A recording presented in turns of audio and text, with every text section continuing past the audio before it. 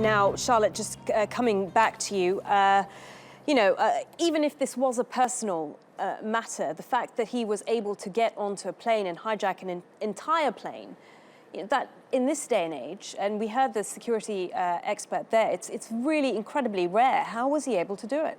Well, this is a question that Egyptian security will certainly be looking at. We spoke earlier about the fact that in the last few months there has been a security review that's been undertaken at Egyptian airports. We're not sure if that's yet been completed. That's being carried out by a global consultancy called Control Risk, and that will be looking at the sorts of things you'd expect. I mean, if we go to an airport here in Istanbul, you know that as you're going through into the airport, your luggage is checked. Charlotte, I'm just going to interrupt you because we've managed to get a picture of the hijacker. You can see it on the screen now. He looks like he's inside the airport. This is from Twitter, as you can see there.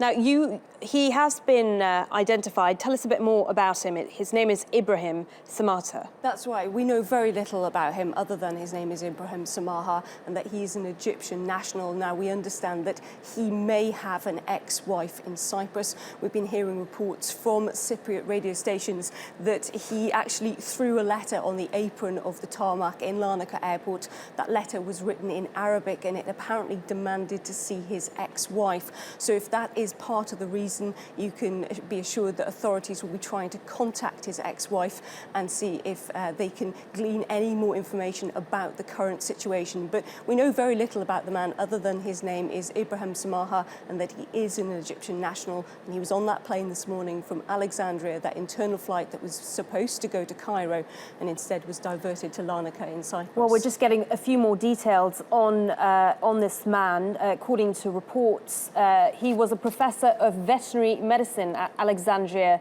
University. This is apparently from the university website, this information. Just coming through now. Let's go to, earlier I was speaking to John Lenadu. He's a reporter based in Nicosia. We spoke to him a little bit earlier, and here's what he told us about the latest situation on the ground. Well, the reports coming in obviously vary. We've had reports that the passengers, and total number of passengers on the plane is 72, out of which 57 have been released. And while several passengers, around 4 people, are still on board with the crew members. The latest report that we're getting from state television in Cyprus is that the hijacker in question has personal motives to this. The reports are saying that he wanted to make contact with his estranged wife who lives in Larnaca and that he wanted to speak to her. There were other reports before that the hijacker wanted to fly to Turkey to request political asylum from there, and that the crew members had told him that there was not enough fuel. So the speculation is rife at the moment in Cyprus. We're still trying to get a clear picture of what exactly is going on. Well, the reports coming in from various agencies is that there were a number of American and British nationals. The latest reports say that they are the ones who are still on board the plane. Now, whether it is all of them or not, we are not sure. The latest reports say that there are 4 passengers still left on the plane, and some of the crew and the crew as well.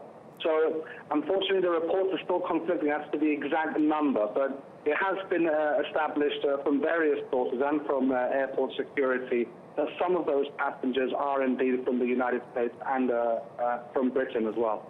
Initially, there was contact just with the pilot. The latest reports that we have is that the hijacker himself has got in contact with the authorities in Cyprus. We know that there is a crisis team at the airport. There's also another crisis team at the Foreign Ministry. But there has been contact, from what we're hearing from various sources, between the hijacker and the authorities here in Cyprus. The last hijacking at Larnaca Airport involved the Kuwaiti Airlines in 1988. It involved the hijacking of a plane that took off from Iran. It requested to land in Syria and Lebanon. It was refused. It ended up landing in Larnaca, where it refueled. Negotiations led to the release of, if memory serves, some hostages. Others, unfortunately for what I remember, were killed as well. And then the plane left from Larnaca. There was also another incident in 1983 involving, if memory serves again, the PLO at Larnaca Airport, which involved a shootout between Cypriot commandos and Egyptian commandos.